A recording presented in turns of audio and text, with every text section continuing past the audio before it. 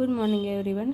Now it is the chapter number 7 of your third module, Sampling and Sampling Distribution. Firstly, introductory part of the sampling distribution. Generally, researchers are favored to sampling rather than parameters for time saving and cost saving. It is general thing. If you are going to study the population, it will take your lots of time, lots of effort. Instead of that, you should go for the sampling whenever is possible.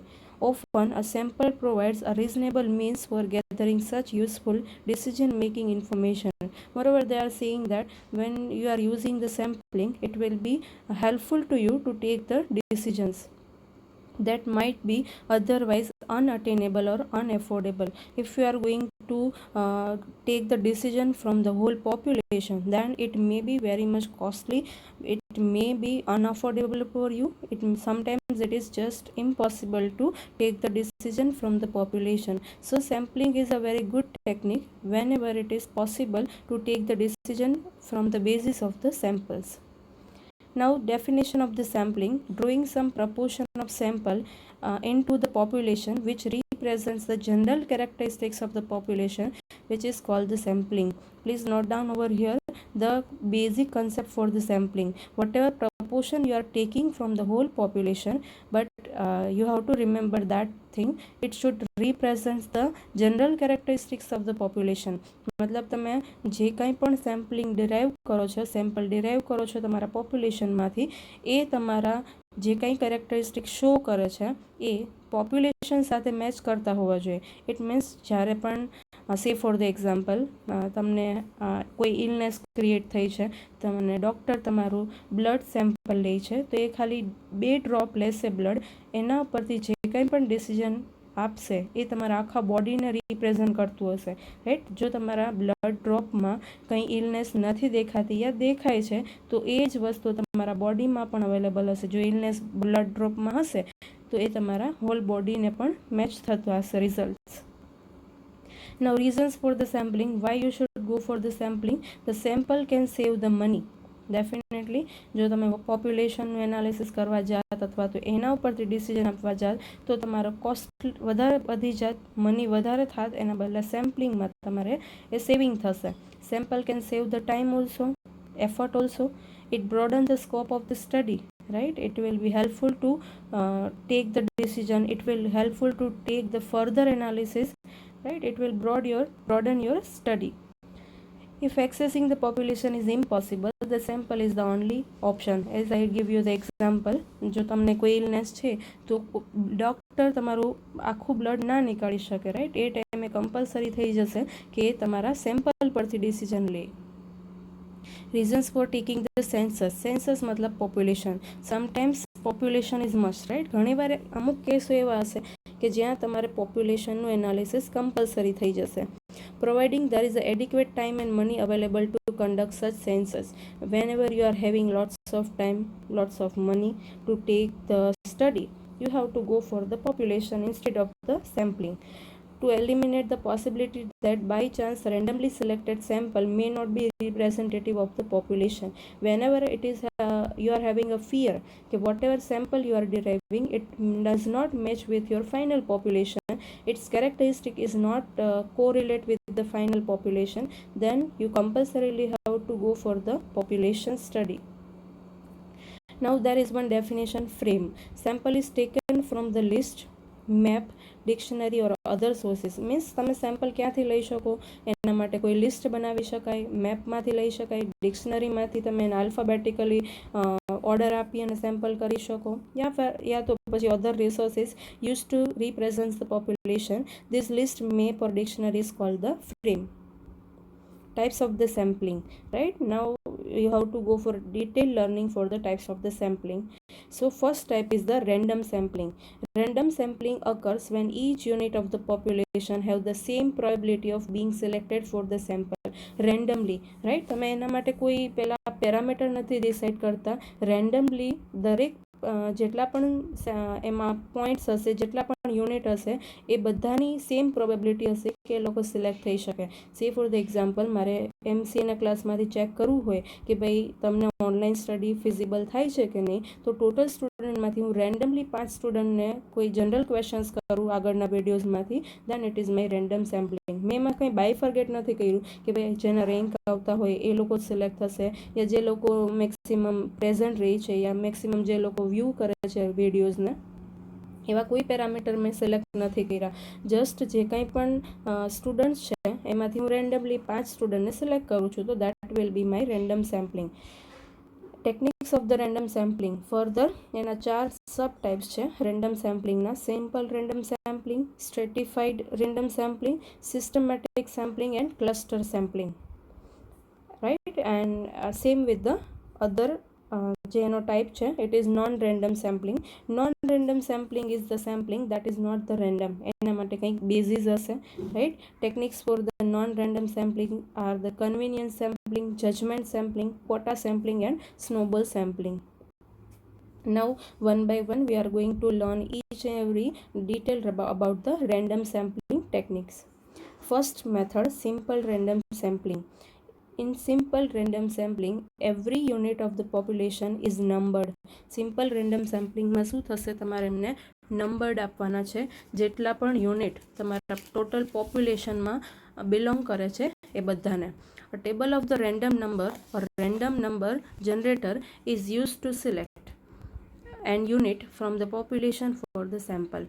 એના પછી તમે શું કરશો, random number ટેબલનો use કરશો selection માટે. મતલબ જેટલા unit છે એ બધાના મારે નંબર આપી દેવાના છે. એ પછી મારે શું કરવાનું છે, એક રેન્ડમ ટેબલ આવે છે રેડીલી, એ ટેબલમાંથી હું સિલેક્ટ કરીશ નંબર્સ અને એ મારા યુનિટ બની જશે sample. Right, so that is the simple random sampling, just giving the numbers to your units of the population. Second is about the stratified random sampling. Stratified random sampling is an attempt to reduce the sampling error, right, and ensure that at least some of the subgroup appears in the table. Stratified માં શું થશે કે જે sampling error હશે એને એ remove કરવાની try કરે છે. બિકોઝ સેમ્પલિંગમાં જો એરર હશે તો તમે ફાઇનલ પ્રોપર ડિસિઝન નહીં લઈ શકો, રાઈટ. સ્ટ્રેટિફાઈડ સેમ્પલિંગનું કામ જ એ છે કે એ તમારા જે કંઈ પણ એરરમેટિક જનરેટ થાય છે, રાઈટ, એને રિમૂવ કરશે. આ સ્ટ્રેટિફાઈડનું એક્સપ્લેનેશન પણ ટેક્સ્ટ બુકમાં છે. ઇવન આ બધા જ ટાઈપ્સ તમારા ટેક્સ્ટ બુકમાં આપેલા છે, એ તમારા 7th ચેપ્ટરમાં તમને મળી જશે. સ્ટ્રેટિફાઈડ રેન્ડમ સેમ્પલિંગ, ઇવન ત્યાં એક્ઝામ્પલ પણ આપેલું છે, stratified by the age, right. Age wise તમે એને સ્ટ્રેટા પાડી દો છો કે ભાઈ 20 to 30 year old, 30 to 40 year old, 40 to 50 year old, right. તો એના વાઇઝ તમે સ્ટ્રેટા મતલબ ગ્રુપ પાડીને એજ ગ્રુપ લઈ લીધું, રાઈટ. એવી રીતે કાસ્ટના ગ્રુપ લઈને કરી શકાય, strata wise, group wise. Then systematic sampling. In a systematic sampling, every kth item is selected to produce a sample of the size and form a population of the size n. Kth સાઇઝમાં, right. અહીંયા તમે એના માટે એક formula apply કરશો, determining the value of the k કેવી રીતે decide થશે, whatever total population size divide by sample size, right. Total population size તમારા માટે જે હશે એને તમે ડિવાઈડ કરશો સેમ્પલ સાઇઝથી. સી ફોર ધ એક્ઝામ્પલ, મારા પોપ્યુલેશનની સાઇઝ છે 17,000, 17,000નું પોપ્યુલેશન છે અને એમાંથી મારે 1,000ને સેમ્પલ લેવા છે, રાઈટ. તો હું શું કરીશ, 17,000 divide by 1,000 that is 17, right. દરેક 17 નંબરનો જે યુનિટ હશે એ મારા માટે સેમ્પલ બની જશે, right. It is again explained on the page number 229 of your textbook, right. દરેક 17મા નંબરનો યુનિટ હશે એ મારા માટે સેમ્પલ બની જશે. Then fourth one is cluster અથવા તો area sampling. Again cluster sampling involves the dividing the population into the non-overlapping areas or the cluster.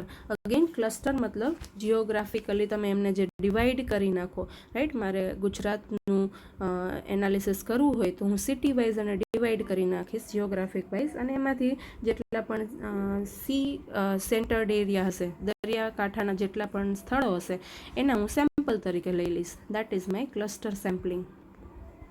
Now second technique, non random sampling techniques, right, કે જે હમણાં આપણે discuss કર્યું એમાં 1 by 1 techniques જોઈએ. First is convenience sampling. In convenience sampling elements for the sample are selected for the convenience of the researcher. The researcher typically choose the elements that are readily available, nearby or willing to the participate. See, non-random sampling માં શું થશે? It does not involve the random selection of the process, right? It will involve the any kinds of the judgments, any kinds of the favors from the side of the person who is going to choose the sample. જો અહીંયા કહે છે કે અહીંયા તમે કઈ રીતે first મેથડમાં સિલેક્ટ કરશો? તમારા કન્વિનિયન્સ વાઇઝ, મતલબ કે મારે વેરાવલ સિટીનું કંઈ એનાલિસિસ કરવું છે તો મને કયા સેમ્પલ વધારે કન્વિનિયન્ટ થશે એ મારે ચેક કરવાનું થશે, રાઈટ? હું જે એરિયામાં રહેતી હોઈશ ડેફિનેટલી ત્યાંની આજુબાજુના એરિયાના સેમ્પલ હું ડિરાઈવ કરીશ જેથી કરીને મારા માટે વધારે કન્વિનિયન્ટ થશે. That is the researcher typically chooses the elements that are readily available, nearby જે નજીકના હશે એ, or willing to participate. Second method is the judgment sampling. જેવું નામ છે એવી જ એના કેરેક્ટરિસ્ટિક છે, judgment sampling. Judgment sampling occurs when the elements selected for the sample are chosen by the judgment of the researcher, right? અહીંયા તમારે શું કરવાનું છે? જજમેન્ટ લેવાનું છે, મતલબ કે રિસર્ચરે ડિસિઝન લેવાનું છે કે ભાઈ કયા સેમ્પલને લેવા જોઈએ, completely base on the researcher, right? એના એથિક્સ વાઇઝ, એના નોલેજ વાઇઝ, એના માટેના જે જજમેન્ટના ટૂલ હશે, જજમેન્ટના યુનિટ હશે, that he will going to select. Then quota sampling. Quota sampling is similar to the stratified sampling, right? એના જેવું જ છે. quota એટલે પણ ગ્રુપ જ થાય, strata જ થાય. The researcher identifies the subclass or the strata. However, the researcher selects the unit from each stratum by some non-random technique. ખાલી ડિફરન્સ શું છે કે દરેક સ્ટ્રેટામાંથી, દરેક ગ્રુપમાંથી non-random ટેકનિકનો યુઝ કરી until the specified quota from each stratum is filled, right? દરેક ક્વોટામાંથી, દરેક સ્ટ્રેટામાંથી you have to select the one sample. મતલબ આગળ જે ડિસ્કસ કર્યા હતા આપણે એજ ગ્રુપ, એ દરેક એજ ગ્રુપમાંથી કમ્પલસરી અમુક સેમ્પલ લેવાના છે, right? By following the non random techniques. And next is about the snowball sampling. With the snowball sampling, the researcher obtains the additional sample member by asking the current member for the referral information, right? અહીંયા તમે શું કરવાનું છે? Reference લેવાનું છે જે existing selected sample છે એમનો. સે ફોર ધ એક્ઝામ્પલ, મારે ચેક કરવું હોય કે વિડીયો લેક્ચર્સ એ તમારા માટે ફિઝિબલ છે કે નહીં, તમને કમ્ફર્ટેબલ થાય છે કે નહીં, અન્ડરસ્ટેન્ડિંગ પર્પઝથી ઓકે છે કે નહીં, તો હું પહેલાં 5 સ્ટુડન્ટને મારી રીતે સિલેક્ટ કરી અને પછી એમની પાસેથી રેફરન્સ માગીશ કે બીજા કયા 5 સ્ટુડન્ટને મારે આમના વિશે પૂછવું જોઈએ, રાઈટ? મતલબ તમે જે સિલેક્ટ થયેલા સ્ટુડન્ટ છે એ મને આગળ સિલેક્શનમાં હેલ્પ કરશો, રાઈટ? કરંટ જે સેમ્પલ હશે એ રિફરલ આપશે, ઇન્ફોર્મેશન આપશે નેક્સ્ટ સેમ્પલિંગ માટે. Then there is a term sampling error. Sampling error occurs when the sample is not representative of the population. હવે જે હું સેમ્પલ સિલેક્ટ કરું છું, જો એ પોપ્યુલેશનને રિપ્રેઝન્ટ ના કરતી હોય, મતલબ એ જે રિઝલ્ટ આપે છે એ પોપ્યુલેશનના આઉટકમ સાથે મેચ ના થતું હોય, then it is the sampling error. When the random sampling techniques are used to select for the sample, sampling error occurred by chance, right? જ્યારે પણ રેન્ડમ સેમ્પલિંગ થ્રુ જાશો ત્યારે સેમ્પલિંગ એરર થવાના by chances રહેશે. Non sampling error. All the errors other than the sampling error are called the non-sampling error. Sample સિવાયની જે કંઈ પણ એરર હશે એ બધી નોન સેમ્પલિંગ એરર હશે. It may occurs by missing data. મતલબ એ સેમ્પલિંગના લીધે નથી થયું, રાઈટ? ડેટા જ મિસિંગ થઈ ગયો છે. રેકોર્ડિંગ એરર, રેકોર્ડ કરવામાં મિસ્ટેક થઈ ગઈ છે, રાઈટ? તમે સેમ્પલિંગ ટાઈમે 69 નંબર બોલેલા અને હું 96 લખી નાખું છું, then it is the recording error. Input processing error, right? Input ટાઈમે જે કંઈ પણ પ્રોસેસ થવામાં જે કંઈ પણ એરર થઈ જાય છે એ. And analysis error, right? Analysis ટાઈમે હું જલ્દી એનાલિસિસ કરું છું તો સેમ્પલિંગમાં 15 નંબર આવેલો અને હું એને જલ્દી એનાલિસિસમાં 51 સમજી લઉં છું, તો એ મારા એનાલિસિસની એરર છે, right? So that is the non sampling error. Central limit theorem. According to the central limit theorem, if population is normally distributed, the sample means for the sample taken from that population also are normally distributed regardless of the sample size, right? Central limit theorem is very important factor because it will be helpful for the further analysis in the next chapters, right? It is available on the page number 236. કે તમારે એક central limit મતલબ central પર focus કરવાનું છે, average પર focus કરવાનું છે, મ્યુ પર ફોકસ કરવાનું છે. It also says if the sample size are large. અહીંયા તમારા માટે સેમ્પલ સાઇઝ લાર્જ ક્યારે થશે કે જ્યારે તમારો n ગ્રેટર દેન 30 હશે, મતલબ 30 કરતાં જેટલા પણ વધારે સેમ્પલ તમે લેશો એને તમે લાર્જ સેમ્પલ તરીકે કન્સિડર કરશો. Then the sample mean is approximately normally distributed regardless of the distribution shape of the population. In short, central limit theorem states that sample proportions are normally distributed for the large sample size. મતલબ જ્યારે તમે 30 કરતાં greater સેમ્પલમાં જશો ત્યારે તમારા જે કંઈ પણ સેમ્પલ પ્રપોર્શન હશે એ વધારે ને વધારે નોર્મલ ડિસ્ટ્રીબ્યુટેડ ટર્મમાં ફાઇન્ડ થશે, રાઈટ. પેજ નંબર 238 પર પિક્ચરિયલ પ્રેઝન્ટેશન આપેલું છે કે જ્યારે પણ 30 કરતાં ગ્રેટર થતા જશે તમારા પોપ્યુલેશન ત્યારે એમનો curve, right, exact normal distribution જેવો આઈડેન્ટિફાઈ થશે. અધરવાઇઝ એ લેફ્ટ સાઇડ યા રાઇટ સાઇડ થોડો સ્ક્યુડ હશે. That is the central limit theorem. Sampling distribution of x bar, the Z formula for the sample mean, right. અહીંયા હવે બે નવી formula આવે છે જે તમને આગળના ચેપ્ટરમાં હેલ્પફુલ થશે. Z equals to x bar minus mu upon standard deviation, population standard deviation upon root n. It is available on the page number 239, right, જ્યાં તમને બોક્સમાં ફોર્મ્યુલા આપેલી છે, રાઈટ. અને જ્યારે ફાઇનાઇટ પોપ્યુલેશન હશે, ફાઇનાઇટ મતલબ શું, નોન પોપ્યુલેશન હશે, રાઈટ. તમારી પાસે પોપ્યુલેશન કેટલી છે એનો પણ ડિજિટ આપેલો હોય એ ટાઈમે તમારે આ સેકન્ડ ફોર્મ્યુલા યુઝ કરવાની છે. X bar minus mu upon standard deviation upon root n into under root capital n minus small n upon capital n minus 1. આ ફોર્મ્યુલા પણ પેજ નંબર 241 પેજ નંબર પર આપેલી છે બોક્સમાં. So go for it. Then sample distribution of the p. When there is a countable things in the experiment, the researcher has the choice to select the statistic, right.